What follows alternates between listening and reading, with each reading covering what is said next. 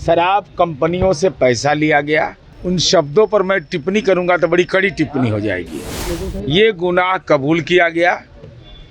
अब कबूलनामा नहीं जारी कर रहे हैं तो यह कहा कि हम शराब का बोतल लेके आएंगे जिसका नेता भ्रष्टाचार में सजा याफ्ता हो। वो सदन कुछ एक समय के लिए आते थे, बहाना था कि पैर में मोच है, लेकिन मीडिया से बात करने में कहीं मोच नहीं थी। जो प्रचंड जनादेश था हमारे लिए लहर था, विपक्ष के लिए कहर था। लेकिन इसलिए विपक्ष के नेता का जो आचरण मैं देख रहा हूँ वो लगातार लोकसभा चुनाव में भी हार हुई तो उसी ढंग से सदन को इग्नोर किया। इस बार भी सदन आए गए। मैंने तो बताया था ना, बंगाल की एक कंपनी है, 13 करोड़ 67 लाख रुपया या 34 लाख उसका कुल पूंजी है।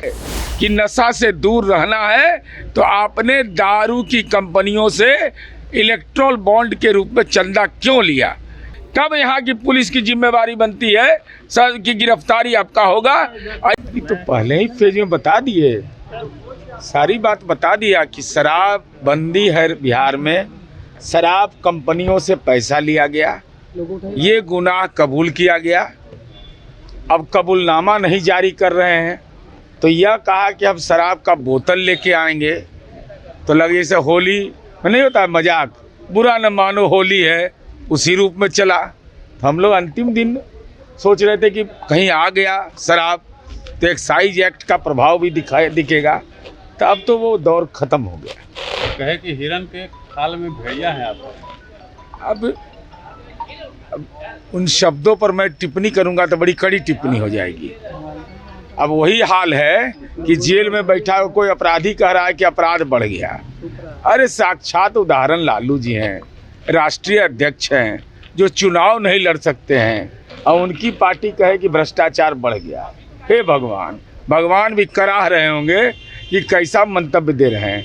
जिसका नेता भ्रष्टाचार में सजा याफ्ता हो, वो भ्रष्टाचार की चर्चा करता हो, वही बेमानी है। सदन के आखिरी दिन में तेजस्वी यादव नहीं पहुंचे, दिल्ली चले गए। ये देखिए, सदन के पूरे दौर में यह जनता के जनादेश के बाद जो प्रचंड जनादेश था हमारे लिए लहर था, विपक्ष के लिए कहर था। लेकिन विपक्ष के नेता का जो संसद विधायी आचरण होना चाहिए, सदन कुछ एक समय के लिए आते थे, बहाना था कि पैर में मोच है, लेकिन मीडिया से बात करने में कहीं मोच नहीं था, उसमें लोच रहता था। तो अब सदन के प्रति विपक्ष का नेता लज्जा उसको महसूस हो। अरे जीत हार होते रहता है, 25 सीट आप जीते हैं ना भाई, तो आपकी कोई जिम्मेवारी नहीं है।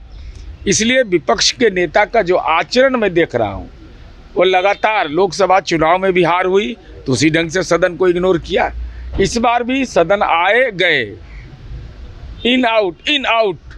भाई सदन के प्रति आप गंभीर नहीं रहिएगा तो ये विपक्ष के नेता का, लेकिन उसके बावजूद सदन सौहार्दपूर्ण तरीका से चला। और बिहार के लिए गौरतलब यह है कि बिहार में ऐसे कुछ एक विधेयक पारित हुए जो आने वाले बिहार के भविष्य के निर्धारण में उसकी महत्वपूर्ण भूमिका हो। सुनील कुमार कागज भी लेकर आए थे आप लोगों के बारे में। क्या कच्चा? आप लोगों को पैसा मिला, उसका पूरी कॉपी उनके पास है। आप जिन अकाउंट में गया उसकी कॉपी है, RTGS से गया उसकी कॉपी है। कहा अगर ये गलत है तो साबित करें, मानहानि का मुकदमा हम पर करें। सुनील कुमार सिंह, मानहानि का आप लोगों ने पैसा लिया है, वैसे कंपनी से पैसा लिया है जिसका सेल डीड मिट पड़ा हुआ है, उन लोगों से आपने पैसा लिया।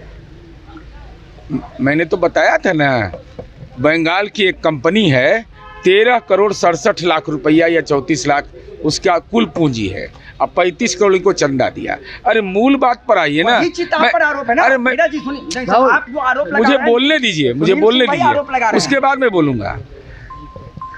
हमने यह आरोप लगाया कि बिहार में शराबबंदी कायम है, शराब की कंपनियों से आपने किस बिना के आधार पर आपने पैसा लिया, इसका कोई जवाब नहीं आया। जवाब क्या आया कि महेंद्र प्रसाद जी 90 लाख या कितना पैसा देते थे, 99 लाख। तो महेंद्र प्रसाद जी तो राष्ट्रीय जनता दल के भी MP रहे, महामहिम राष्ट्रपति के भी नॉमिनी रहे। भाई चंदा देना गुनाह नहीं है, चंदा तो दिलिया ही जाता है। चंदा ही पॉलिटिकल पार्टी चलती है, सदस्यता रसीद से चलती है, पॉलिटिकल पार्टी का संचालन होता है।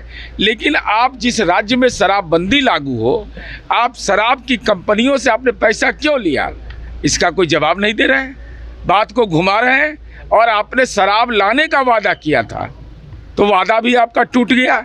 मेरा सवाल सीधा है, हम चुनाव आयोग को पूरी जानकारी दिए हैं, लेकिन आपसे आप भी दिए हैं, लेकिन मेरा सवाल यही है कि शराबबंदी अगर कायम है, आपने संकल्प लिया है, अगर राष्ट्रीय जनता दल के संविधान में लिखा हुआ है कि नशा से दूर रहना है, तो आपने दारू की कंपनियों से इलेक्ट्रोल बॉन्ड के रूप में चंदा क्यों लिया?